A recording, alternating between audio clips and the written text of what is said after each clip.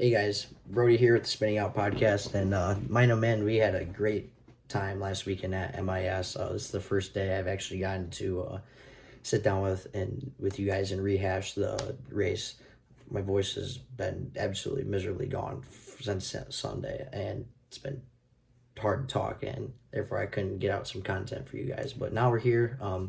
To talk to you guys about the race and rehash it with you guys. I've met a lot of cool people at the race, and one in particular I want to talk to you guys more later in the podcast about is my guy Ken. Ken was a great guy, spit out some cool knowledge to me about the race. But first off, let's rehash the race. The race itself, I thought was very good. It's not the best MIS race I went to ever, but it was up there. It was very good. A lot of passing. The cars did not sound from the year before. The cars sounded a little bit quieter. I did not wear earplugs.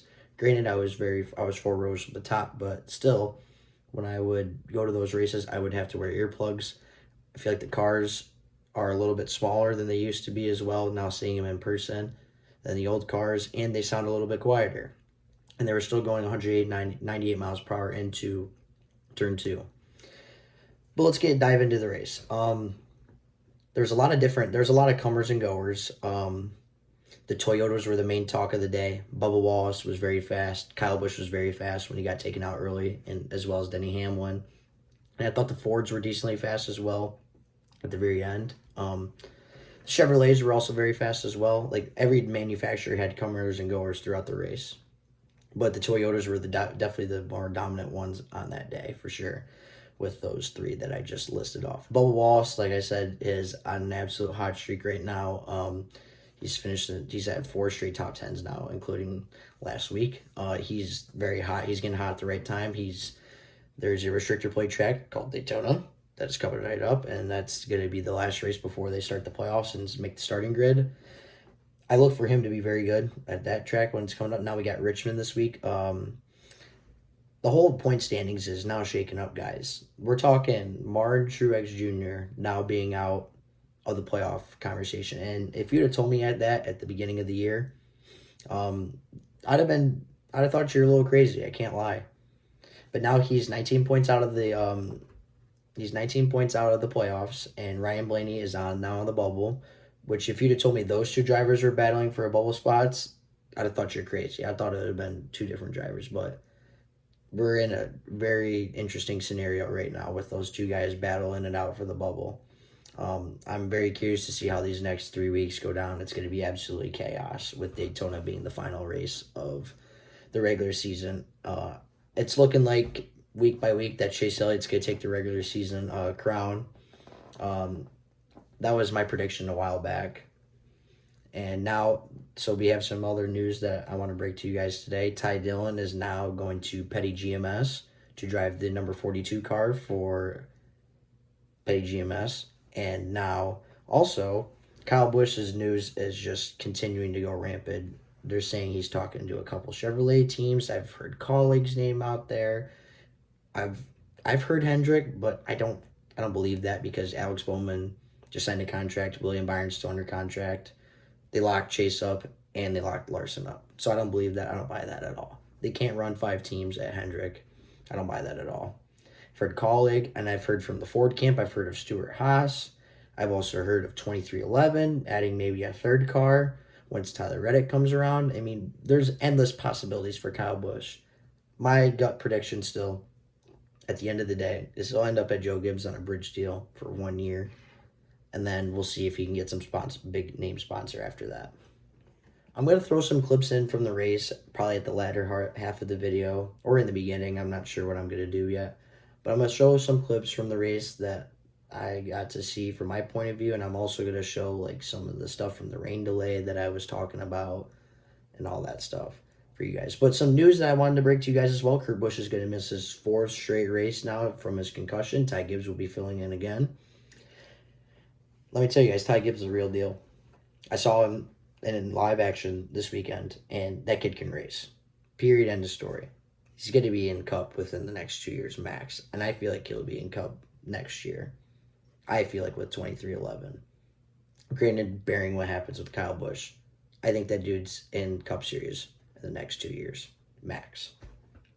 Joe Gibbs has always said, though, from the beginning of the year, that he wants Ty Gibbs to race another year in Xfinity and then him being ready for Cup next year. That's just my take on it. I feel like Ty Gibbs, though, is going to be an absolute star.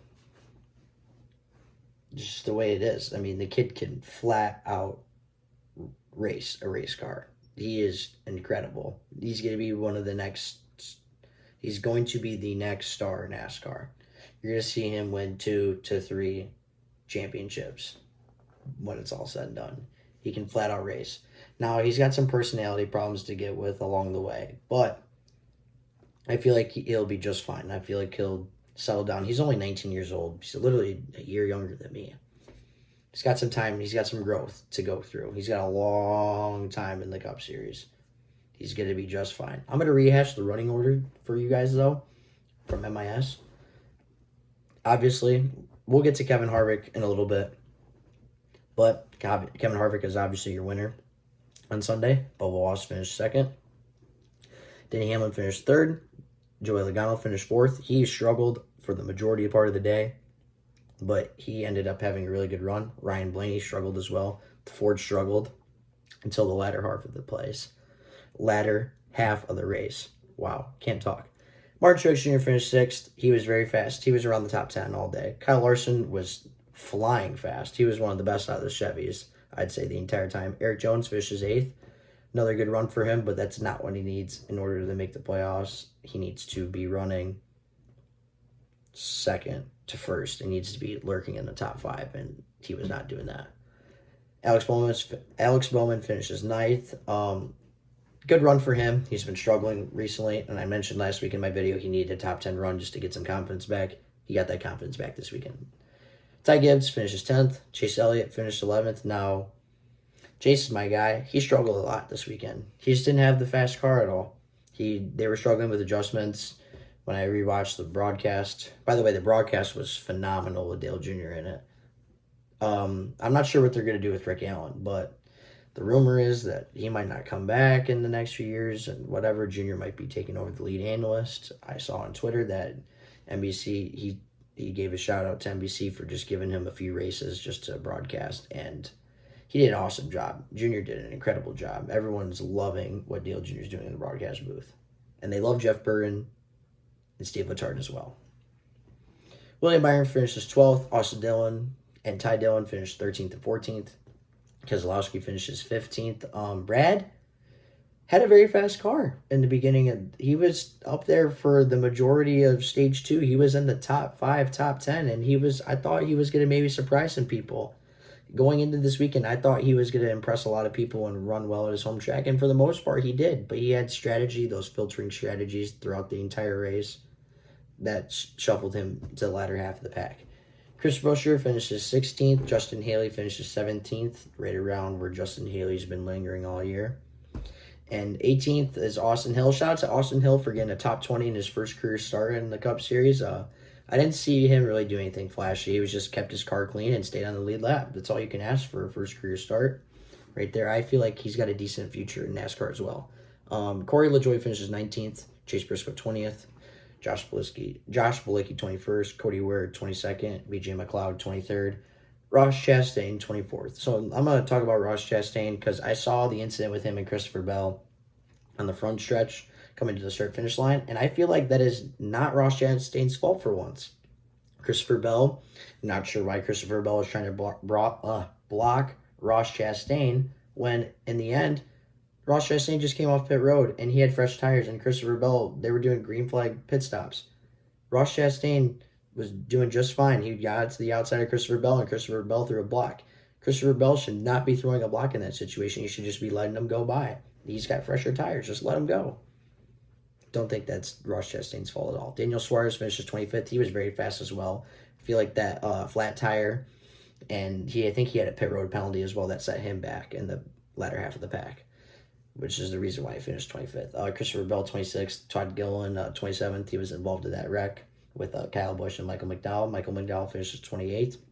Tyler Reddick had some mechanical issues. He was very fast as well. Him and Larson were probably the two fastest Chevrolets on the day. He finishes 29th. And Noah Gregson finishing 30th, but shout out to Noah Gregson because he was in the top 5 and made a cool 3-wide pass that happened right in front of me. And I looked over at my brother, who is actually like a sneaky. He likes Noah Gregson a lot. He sees a big future out of Noah Gregson, and I do too. Noah Gregson, like I said earlier in the video, is driving for Petty GMS next year, and he's got a bright future ahead of him. So excited to see where that comes from for him in the future. Cole Custer finishes 31st, Harrison Burton 32nd, Stenhouse 33rd, Eric Almirola 34th, J.J. Yaley 35th, Kyle Busch 36th, and I feel like Kyle Busch could have very easily have won that race on Sunday if he wouldn't have wrecked because he was very fast. He was making moves. He was going up and down, high and low. His car could run on the high side and the low side. He was very fast. I feel like he could have very easily won the race. And Austin Cindric finishes 37th. So that is your rundown right there, guys, on the race. And I'm going to go in depth more about the story I have with my guy Ken from MIS during the rain delay. So as I stated earlier, I'm going to give you guys a rundown on this cool gentleman I met at the track during the rain delay. We're sitting in turn 2 on the fence. His name is Ken. I got a picture with him. I'm going to also show you that in the video. Just a great, genuine guy. We're just sitting there talking about, literally, I don't even remember what we were talking about at the time. I introduced myself to him, but I feel like we were talking about the dredge dryers and how loud they are, and then we just started rambling on about how the one year in 1990 he won a $25,000 raffle at Darlington, and he got to go to 9 different tracks that year. He met Jack Roush, he met a younger Richard Childress, and he got to meet all these cool people during his little tour of 9 races he went to them one year. He's met so many cool people along the way. A random fact that I would also like to throw out there, that he's met Ronald Reagan somehow. So this Ken guy brought me a lot of knowledge to the sport that I never thought. He told me some more cool stories that I unfortunately do not remember. I wish I'd have grabbed a 1-minute interview with him, but he unfortunately walked away. He wanted to go to a seat. I didn't get a chance to interview him for the podcast, but I'm going to show you guys a picture of him in the beginning of the video when I do my montage of the little bit of montage of the race. I'll show you guys what the dude looked like. He was very kind, very cool guy. It was cool to sit down and just talk NASCAR with him. He had some good knowledge, and he's very opinionated for sure, but he was a very kind, cool guy. What the type of people you meet at NASCAR races, so to speak. He was very fun, and I was glad to meet him, and he blessed my day for sure at the track. I want to touch base on Kevin Harvick really quick. This will be not too long, but that win meant a lot for Kevin Harvick. He's been fast. He's been not fast, but he's been faster than what he was last year for sure. And I know this is still a down year for him, even though he's only got 1 win. But I've seen the signs of improvement. I told you guys that in previous videos that I feel like he's going to win at some point this year. And coming into the MIS today, I was like, I just had a gut feeling that we're going to see Kevin Harvick win today. He's now won the last 5 out of the last 7 MIS races. That is a crazy, crazy stat to me. And he didn't even dominate. He dominated the last 50 laps because he pulled away from everybody, but he was just lingering around the top 10 all day, just doing his thing. He was just playing the strategy correctly. His pit crew did a good job on pit road. His Rodney Childers and Harvick made the right adjustments at the right time, and then they eventually made their way up there. That's just what veteran driver and a veteran crew chief will do for you, and he pulled it off.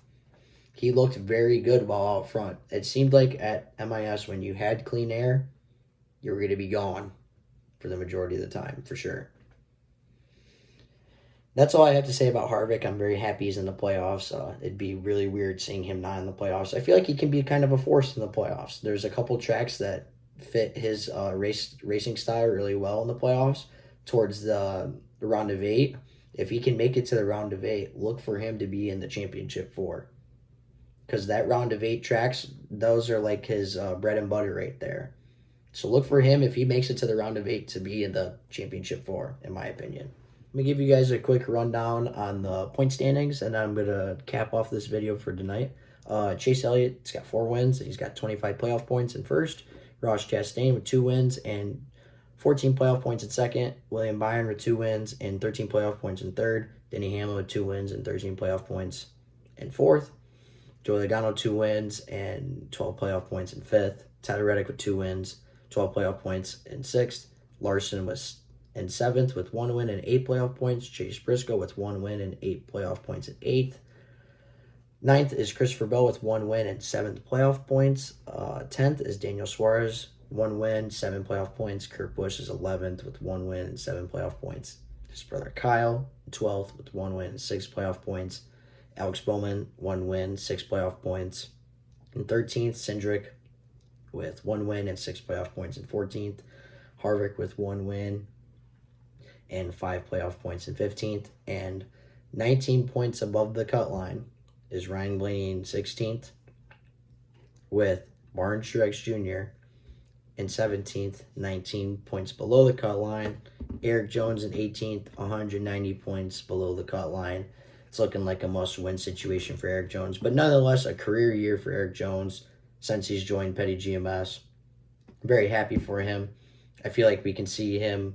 I would not be surprised if he would get that last playoff spot on the grid. If he's a good restrictor plate racer and he's a decent short track racer, so we'll see what's to come. Eric Almirola in 19th, 210 points below the cut line, and Bubba Wallace rounds out the top 20, 235 points below the cut line. Again, Almirola, Bubba Wallace, and Eric Jones are in must-win situations. And I feel like Truex is in a must-win situation, but bearing anything crazy happen, he could sneak in on points if Ryan Blaney were to blow up. That's all. I'm going to wrap it up for today, guys, in this video. I'm going to throw out my introduction video, and I'm going to throw in the montage of the race and show you guys what occurred during the race. I'm going to show you guys the picture of my guy Ken and I. But yeah, I'm going to wrap it up for this week. I'm going to have another preview video on my Instagram for the Richmond race that is coming up this weekend. I'll throw out some predictions for you guys again. I'll go live maybe on Sunday before the race or Saturday night after practice and qualifying's over. I'll let you guys know when I'm going to go live, okay? Thank you guys for watching. I hope you guys have a good one.